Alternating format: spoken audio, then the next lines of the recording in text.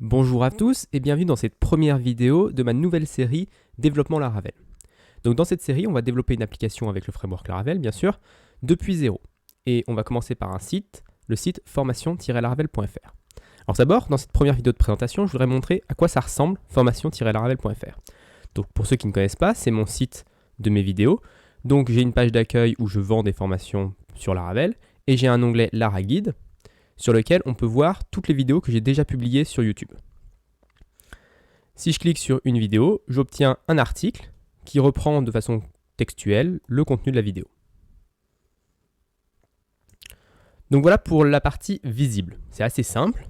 Et sur la partie back-end, donc sur la partie que moi je vois, comment je fais pour ajouter une vidéo, comment je fais pour ajouter un article, j'utilise ce qu'on appelle un générateur de site statique. C'est-à-dire que je vais partir de fichiers, donc c'est des fichiers Markdown. Donc le Markdown c'est un format texte où je peux écrire dessus avec par exemple les dièses pour faire des titres, les triple backticks pour faire des blocs de code. Donc j'écris mes articles en Markdown et ensuite j'utilise un outil qui me permet de transformer ce Markdown en HTML. Et ensuite j'envoie ce HTML sur mon serveur. Donc là par exemple l'article installation d'un projet Laravel avec macOS. On voit qu'au début j'ai une petite section où je peux mettre des métadonnées, donc le titre, la difficulté, la version de Laravel utilisée, le lien vers la vidéo YouTube. Et ensuite j'utilise mon outil pour transformer ce Markdown en un site vraiment HTML classique qui est visible par tout le monde. Donc, par exemple, là, si je vais dans mon underscore site, article découverte, le premier fichier macOS.html, j'obtiens bien ici du HTML complet, donc il y a un doctype, il y a le header, et puis il y a l'article qui est en dessous. Donc voilà comment je fais pour créer ces articles et les envoyer sur mon site. Donc maintenant, qu'est-ce que je veux faire à partir de ça ? Je vais laisser tomber un petit peu la version générateur de site statique parce que j'ai envie de rajouter un petit peu plus de dynamisme sur mon site. J'ai envie d'avoir par exemple une newsletter, j'ai envie de pouvoir mettre des commentaires sur les articles, donc etc. Et ça, c'est pas trop possible de faire ça avec un site statique. Donc qu'est-ce que je vais faire ? Je vais créer un nouveau site avec Laravel et je vais le créer avec vous dans cette série. Donc maintenant, qu'est-ce qu'on va faire dans cette première vidéo ? Alors tout d'abord, on pourrait commencer par créer une application Laravel avec une connexion pour moi, avec un système back-end où je puisse écrire des articles en web, que je puisse publier des articles, etc. Il y a quelqu'un d'assez connu dans le monde de Laravel qui s'appelle Adam Wathan, qui expliquait dans un de ses cours, dans une de ses vidéos, que ce n'était pas forcément la meilleure approche pour commencer un projet. En fait, quand on commence un projet, les gens habituellement ont l'habitude de commencer un projet en commençant par la partie utile immédiatement. C'est-à-dire que si j'ai envie d'avoir des articles sur mon site, il faut que je crée un formulaire pour pouvoir créer des articles. Alors que c'est jamais la bonne pratique en fait. La bonne pratique pour avoir un projet qui motive, etc., c'est de commencer par la partie vraiment utile, celle que les gens ont envie d'avoir. Nous, ce qu'on a envie d'avoir, c'est pas un formulaire pour créer un article. Ce qu'on a envie d'avoir, c'est l'affichage des articles.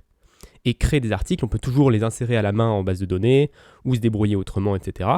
Mais ce n'est pas le cœur de l'application. Le cœur de notre site, ça va être d'afficher des articles, pas de créer des articles.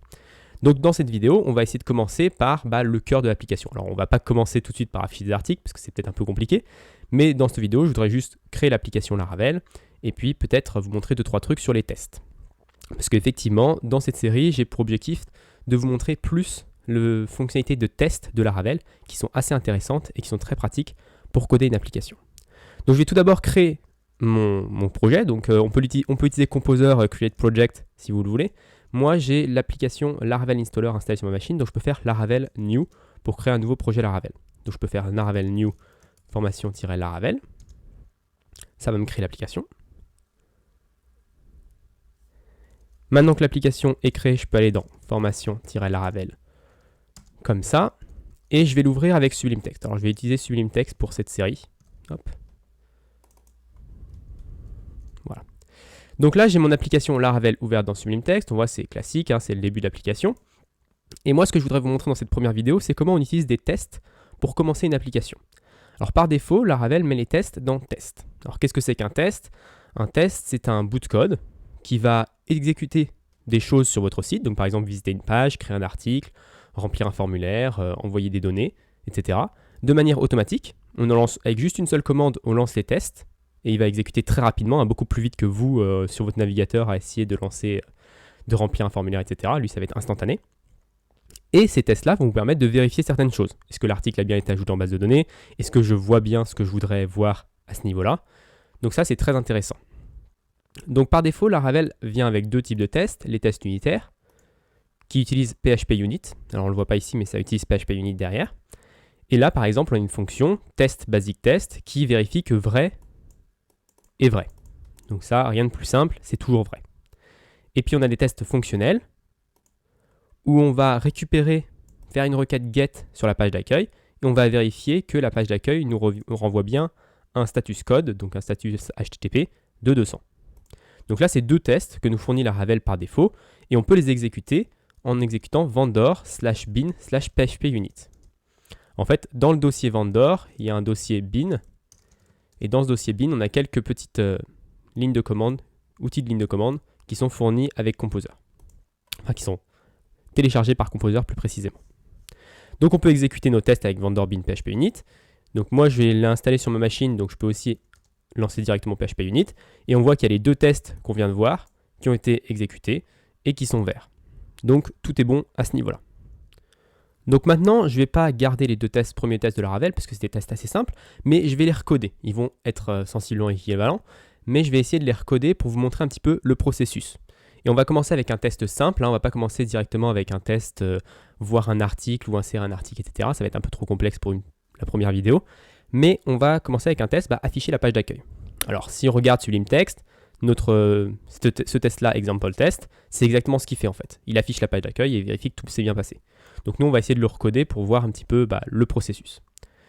Donc je vais tout de suite commencer par supprimer les deux tests, comme ça. Si je relance maintenant phpunit, on voit qu'il n'y a plus de tests sur notre application. OK. Et maintenant, je peux créer un nouveau test avec PHP artisan make2.test. Et je vais l'appeler homepage test. Donc maintenant que j'ai créé ce homepage test, je peux aller dans mon test fonctionnel qui a été créé par Laravel. Et vous voyez, ça ressemble sensiblement à ce qu'on avait précédemment. Alors moi, je n'utilise pas trop cette nomenclature ici, parce que j'aime que mes tests soient très lisibles. Alors test example, c'est pas très lisible. Par exemple, si on voulait écrire un test pour vérifier que la page d'accueil s'affiche, on pourrait faire test it shows the homepage. Alors là, déjà, c'est pas très clair, hein, on a du mal à le lire. Déjà, il y a ce test au début qui est pas très propre. Alors ça, on peut le supprimer. C'est obligatoire en fait avec phpunit de mettre test au début de la méthode pour qu'il sache que c'est un test. Mais on peut le supprimer, donc on pourrait faire ça. Si on met ici un... Alors, on doit peut-être le mettre au-dessus. Si on met un @test ici, normalement, ça devrait fonctionner de toute manière. Donc là, si je refais phpunit, voilà, ici, ça fonctionne. On a bien notre test. Alors que si on enlève ça, et que je relance phpunit, on voit qu'il me dit, attention, il n'y a pas de test dans homepage test. Donc, on peut mettre le @test. Alors, on n'a pas besoin de commentaires. Donc, je peux aussi enlever tout ça. Voilà, ça sera un petit peu plus simple. Donc déjà, notre test, il est un peu plus propre. Ensuite, en PHP, c'est pas obligatoire de mettre le public. Hein, on le met parce que c'est une bonne pratique. Mais dans les tests, généralement, je l'enlève parce que c'est juste comme ça, les lignes sont un peu plus courtes. Surtout que nos noms de tests, les noms de méthodes utilisées, ils vont être souvent très longs. Parce que j'essaye de décrire vraiment ce que je veux tester. Donc dans ce cas-là, j'enlève le public. Comme ça me donne un peu plus d'espace sur ma page pour mettre des phrases un peu plus longues dans mes noms de méthodes. Ensuite, une bonne pratique, un truc assez intéressant, c'est de ne pas utiliser le camel case. Alors je sais qu'une bonne pratique de PHP, c'est d'utiliser du camel case partout, mais dans les tests, on va utiliser souvent des underscores pour remplacer le camel case. Alors, si je le fais rapidement ici, tac, on voit que maintenant, mon nom de méthode est beaucoup plus lisible en fait. Avec les underscores, on a tendance à plus lire ça comme une phrase, et ça donne du coup tout de suite un test plus lisible. Là, il chose the homepage, ça se lit très bien. Moi, des fois, je vais encore plus loin. Alors ça, c'est des goûts et couleurs de chacun. On ne sait jamais si vous allez aimer ou pas. Mais moi, j'utilise des espaces. Alors, dire si je mets un espace ici, là, on voit tout de suite, ça s'illumine en rouge. PHP, il n'aime pas trop parce qu'il n'attend pas un espace ici. Parce que l'espace, c'est un caractère qui veut dire quelque chose en PHP. On peut résoudre ce problème-là en utilisant une espace insécable. Alors, si je remplace les trois espaces ici par des espaces insécables, là, on voit que PHP ne râle plus. Alors, ça nous donne le même résultat, nous, de notre côté. Mais PHP ne râle plus. Donc là, c'est quand même quelque chose qui se lit vraiment très bien, on dirait vraiment une phrase complète, et c'est comme ça que j'aime bien appeler mes tests. Donc si je relance mes tests pour vérifier bien sûr que je n'ai pas cassé quelque chose, là tout est bon, un test, une assertion, tout est OK. Donc maintenant, qu'est-ce que je vais écrire dans mon test? Alors si je reviens, je ne vais pas vérifier que true est true, hein, ça a peu d'utilité. Dans ce test-là, je vais essayer de faire une requête sur la page d'accueil pour vérifier qu'elle fonctionne bien, qu'elle s'affiche bien. Donc je vais faire this get slash. Et ça me permet de refaire une requête sur la page d'accueil, ça va me retourner une réponse. Donc je peux l'enregistrer dans $response. Et ensuite, je peux faire des vérifications sur ce $response. Parce que pour le moment, si je fais juste ça, alors si je relance PHP Unit, tac, il va me dire qu'il n'y a aucune assertion, il n'y a rien qui se passe dans le test, je fais juste une requête, mais je ne vérifie rien. Donc qu'est-ce que je veux vérifier? Je veux vérifier que la réponse... Alors je pourrais faire le assert status qu'on avait vu rapidement dans l'exemple test. Donc si je fais assert status 200, normalement ça fonctionne. Donc là ça fonctionne, ça me donne un test. Mais il y a aussi une fonction un peu raccourcie de Laravel qui s'appelle assert successful. Donc cette fonction-là, elle vérifie que la réponse est successful, c'est-à-dire que ça s'est bien passé, que c'est pas un 404, que c'est pas une erreur 500, que c'est une erreur en fait, enfin que c'est un code de retour dans les 200, parce que c'est ce qui nous intéresse ici. Donc généralement je préfère ça parce que c'est un peu plus lisible et si je relance mes tests, c'est toujours vert. Pourquoi c'est toujours vert? Parce que dans notre application de base Laravel, dans route web.php, on a déjà une route page d'accueil définie. Donc imaginons que j'oublie de mettre ma page d'accueil ici et que je relance mes tests, j'obtiens une erreur parce que 404, ce n'est pas un code de retour de succès. Donc maintenant, on va essayer de coder notre page d'accueil. Donc je vais tout de suite utiliser pas une fonction anonyme comme c'était le cas dans l'exemple, mais plutôt tout de suite un contrôleur parce que c'est une meilleure pratique. Donc je vais faire get, hop, et je vais appeler ça un homepage controller. Et je vais appeler la méthode @index. Donc si je veux créer maintenant, enfin si je peux relancer mes tests, si vous voulez, comme ça on voit tout de suite un peu la méthode, on me dit que le code d'erreur 500 n'est pas un code de retour successful. Alors pourquoi 500? Parce qu'il y a eu une exception. Il y a eu une exception qui nous dit que il n'y a pas de homepage controller. Si je crée, alors on peut faire aussi, alors ça c'est une bonne technique, tac tac tac.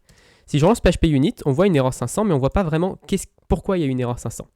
Alors si je me rappelle bien, normalement ici on peut faire this without exception handling. Alors qu'est-ce que ça veut dire without exception handling? Ça veut dire ne gère pas les exceptions au niveau de Laravel. Alors Laravel, quand il y a une exception, il va retourner une erreur 500. Il va retourner une page HTML avec marqué erreur 500. Et quand on lui dit ça, on lui dit ne fais pas ça et lance directement l'exception. Alors on va vite voir le résultat. Si je relance PHP Unit ici, là on voit l'exception. Comparé à avant où on disait juste une erreur 500 n'est pas un code de retour success. Là, on voit vraiment l'exception telle qu'elle a été levée par Laravel. Donc on voit que homepage controller n'existe pas. Si je fais PHP artisan make controller homepage controller, le contrôleur a été créé, que je relance les tests. Cette fois-ci, j'ai une autre erreur. La méthode index n'existe pas sur le contrôleur homepage controller. Donc l'erreur a changé, c'est très bien. Si je vais dans app http controllers homepage controller, celui qui a été créé par Laravel à l'instant, et que je crée une fonction index, et que je relance mes tests, cette fois-ci tout est vert. Parce que notre fonction index n'a rien retourné, que par défaut Laravel retourne une 200 si rien n'est retourné par un contrôleur. Donc notre retour est vert. Maintenant, j'aimerais bien vérifier des choses un peu plus intéressantes. Donc on pourrait faire response assert, et il y a un assert intéressant qui est assert view is. Et ça nous permet de donner le nom d'une vue, pour vérifier que ça a été bien retourné par le contrôleur, cette vue-là a bien été retournée. Donc comment je vais faire ça? Je vais appeler ma vue homepage.index. Alors ça c'est quelque chose qu'on n'a pas vu dans la série Laravel découverte, le point. En fait, quand on crée des vues dans Resources Views, classique, on peut les ranger dans des dossiers. Et donc, comment on dit à Laravel que la vue index.bait.php est dans le dossier homepage? On fait juste avec un point. Donc, on va faire homepage.index. Vous pouvez juste remplacer le point par un slash. C'est un peu la même idée en fait. Mais on utilise un point parce que c'est un peu plus JavaScripty. C'est juste une convention de Laravel. Donc là, ça veut dire qu'on va afficher une vue index.blade.php et cette vue sera dans Resources Views Homepage. Donc il y aura un sous-dossier. Donc là, si je relance mes tests, PHP Unit, on a une erreur parce qu'il nous dit la réponse n'est pas une vue. Normal, la réponse elle est vide. Si par exemple j'avais return test, il m'aurait également mis la réponse n'est pas une vue. Parce que test c'est une chaîne de caractères, c'est pas une vue. Donc là on a besoin de return une vue. Donc je peux faire view welcome par exemple. La vue welcome existe par défaut dans Laravel. Si je relance les tests, on me dit bien, il y a une erreur, on a retourné la vue welcome et moi j'attendais la vue homepage index. Donc ça c'est très intéressant. Donc là je vais faire homepage index pour résoudre mon petit souci. Et si je relance PHP Unit, j'obtiens une exception comme quoi la vue homepage index n'existe pas. Donc si je vais dans resources views, new folder, homepage, et que dans ce dossier homepage, je crée un nouveau fichier que j'appelle index.blade.php et que je dis bonjour.